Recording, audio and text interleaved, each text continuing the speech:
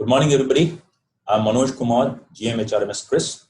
We are before you to give you another module as we have been doing. So we will be demonstrating today before you our PF Advanced module. We have tried to prepare a module in which everything is online.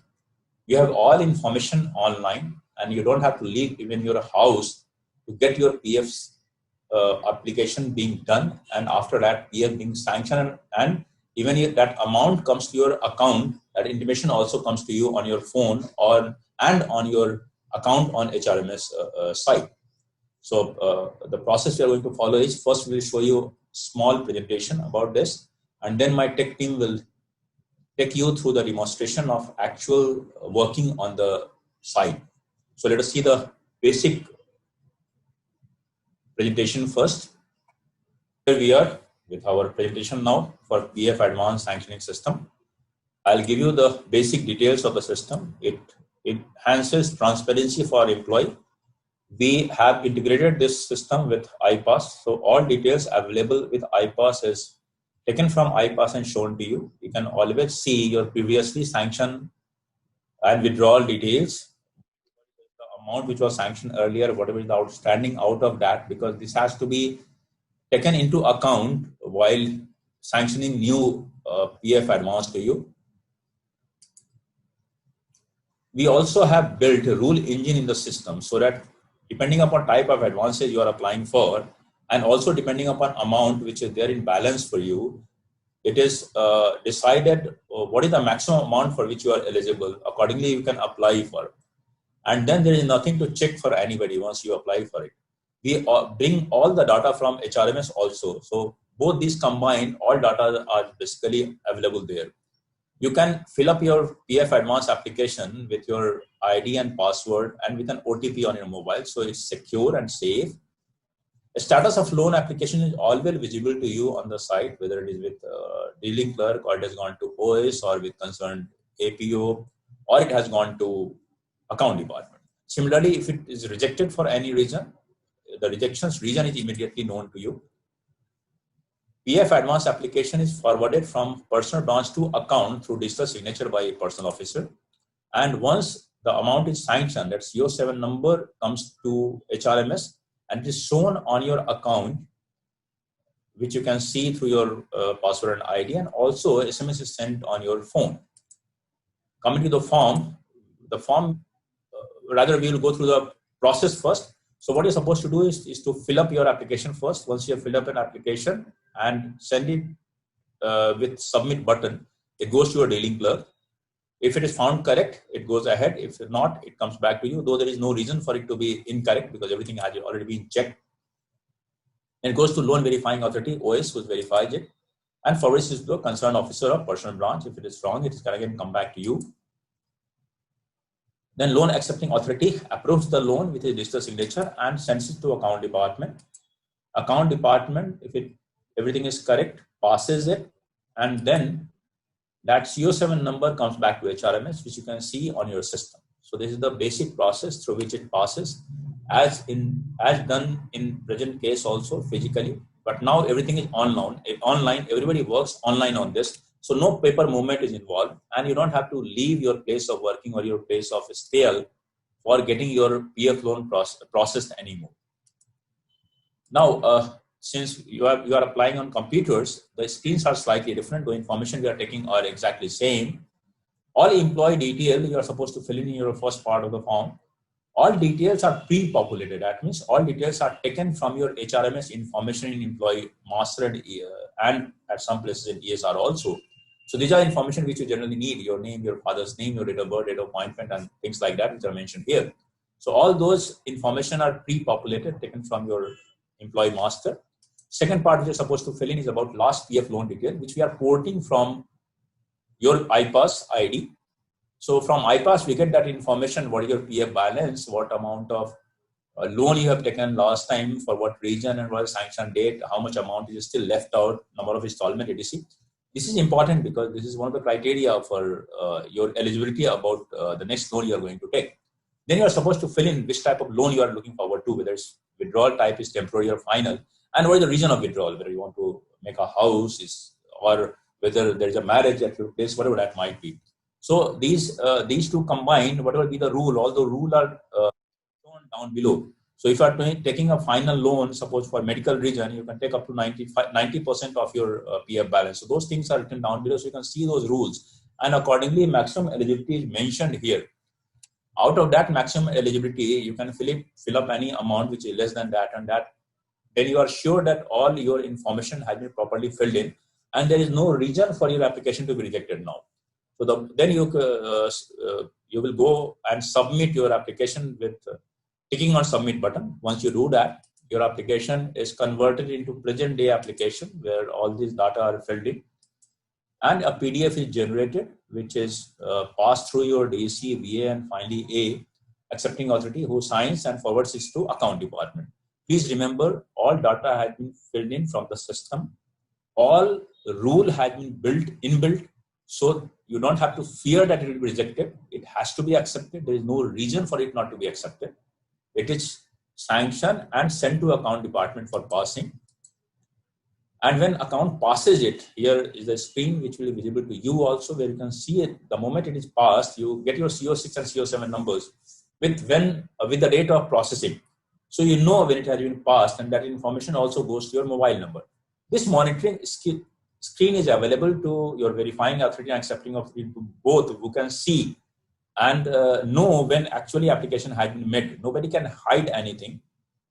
And your dealing clerk or verifying authority, they have to do the work in time for you, because those times are also inbuilt into it. Number of dates, so within which he is supposed to work, and your at the end of the day, your PF advance is passed and amount goes to your account. That's how it works. Hope this would be an application which will be of really lot of help to you. You don't have to move out, or you don't have to go anywhere, and everything is online. That's all we have to say. Now we'll go for demonstration for PF advance on actual system. My tech lead will take you through that. Thanks. We will start demonstration now. First step will be, we will be logging as a unit admin. I'll put down the OTP for unit admin. He will be login. Then under this admin section, what the user can do, create user. If the user doesn't exist, then what he has to do, he has to enter the HRMS ID, then click on go, and under the user type, there are three roles: PF loan dealing clerk, PF loan verifying authority, and PF loan accepting authority. So whatever type of user type he wants to create, he has to create the user for new users here. And if the user exists in the system already and we want to assign an additional role to the user, supposedly there are some DC and we want to make them LDC as well. So we have to go, and under this add new role section, there are some roles, these PF loan dealing clerk, PF loan verifying authority, and PF loan accepting authority. After entering remarks, he has to add role for the respective users. So this will be the first part where we will be creating the respective users. After creating users, LDC, LVA, and LA, we are supposed to form a mapping between LDC, LVA, and LAA. So whatever LDC and LVA we have created in the above section, they will be automatically gets reflected here. So under all the PF dealing clerk, there will be we can assign a PF verification authority and similarly a PF accepting authority. After mapping, we will be submitting these records and the LDC will be mapped for LVA and LAA. After forming the matrix, we will be assigning employees to the LDC. So I'm choosing this LDC Ajay Singh Rawat for this demo. So there are two types of assignments, bulk assignment and one-on-one assignment. So firstly, I'll show the bulk assignments. In bulk assignment section, there will be bill unit, station, department, designation. So whatever filter you want to add, you can add, and supposedly I'm choosing this bill unit, all stations, all designations and departments. So we have 39 employees under this bill unit. To be assigned will be reflecting these numbers, and already assigned will be showing how many of them are already assigned to this LDC.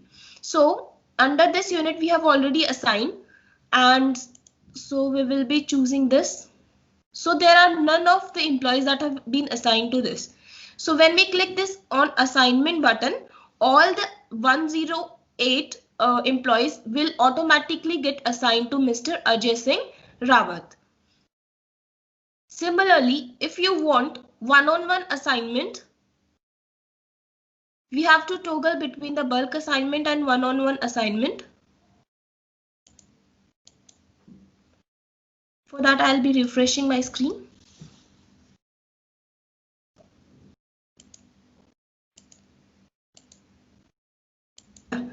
So here we will be entering our iPass ID, then we will be assigning employees. Here we will be having an option for unassigned employees as well. So assignment and unassignment will be done from this assign employees tab under loan and advances section. Also we can see the list of the employees that are already assigned by clicking on the button load list.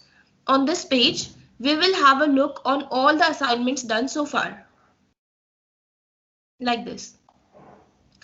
So once we have mapped the LDC, LV and LA entries and assigned the employees, the unit admins part in PF role, PF module is completed, and we are all set up to work on the PF. So if the user wants to apply for a PF loan, firstly he has to log in. So we will be logging as a user.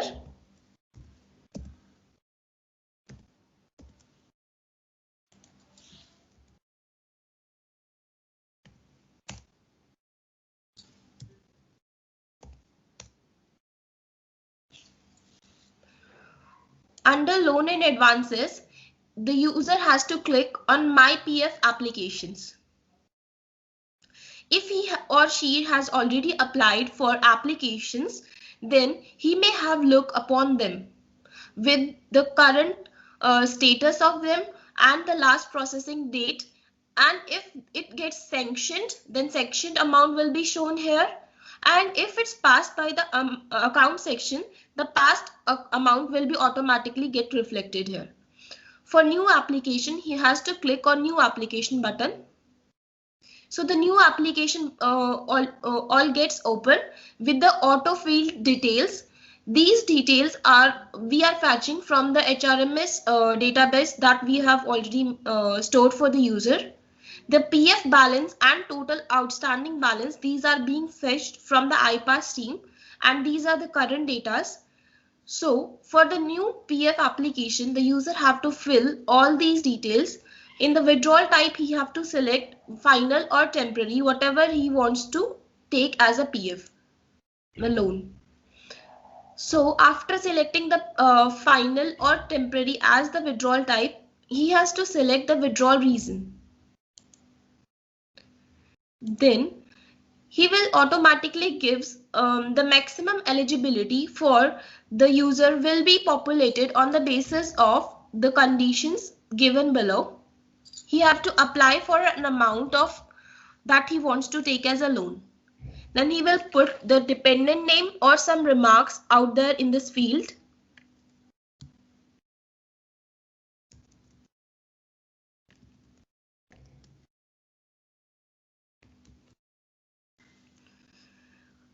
To satisfy or justify the withdrawal reason, a required document must be uploaded here.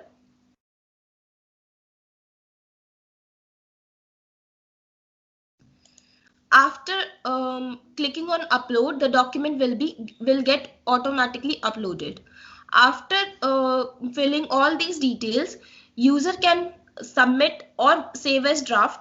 We will be submitting this application. So he has to enter the OTP for one level of authentication.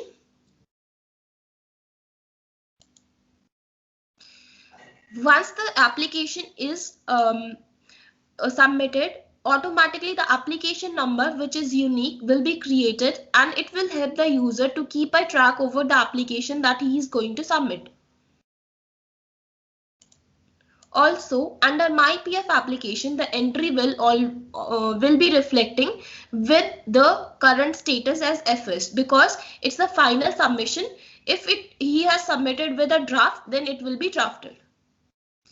Once he is submitted, the user's part is completed.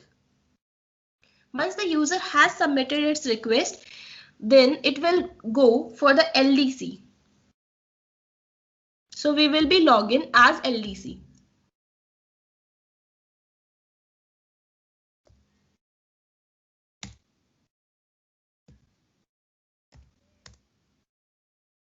The LDC mapping was given by unit admin, as we have previously seen.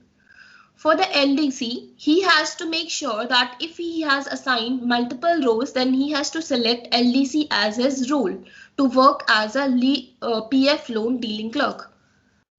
After choosing the user role, he will go under PF loan applications to see all the PF loan applied by the employees under him or her. So by clicking on the application number, the LDC will be forwarded to the application filled by the user. So these details as filled by the user will automatically get reflected here. The LDC will put his remark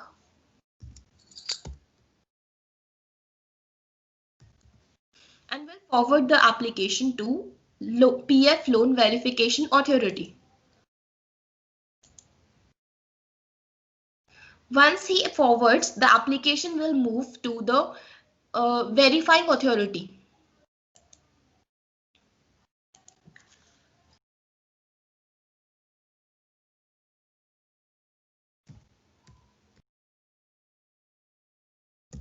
So we will be logging as a verifying authority to check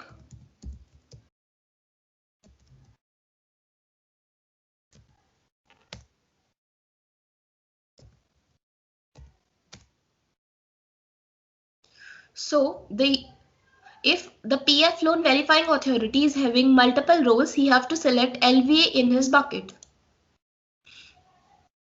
Also, the verifying authority has given a privilege to check the PF loan applications pending with him.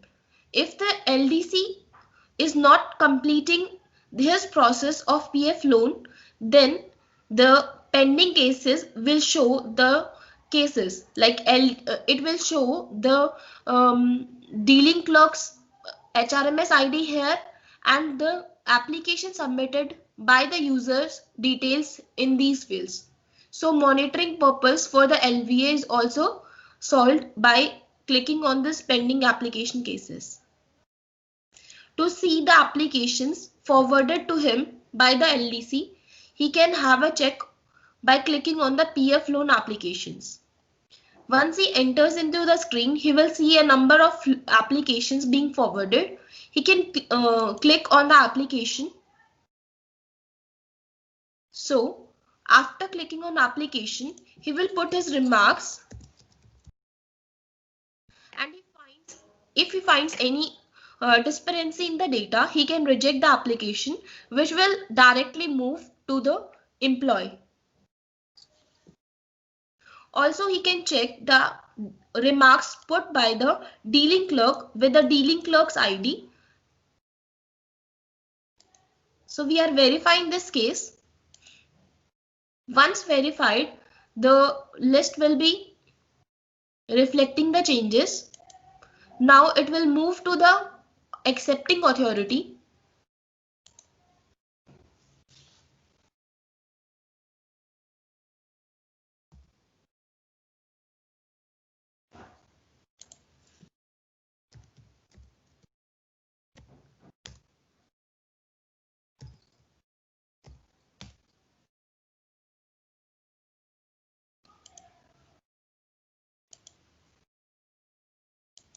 If the loan accepting authority is having multiple roles, he or she is suggested to use LAA as the change role option.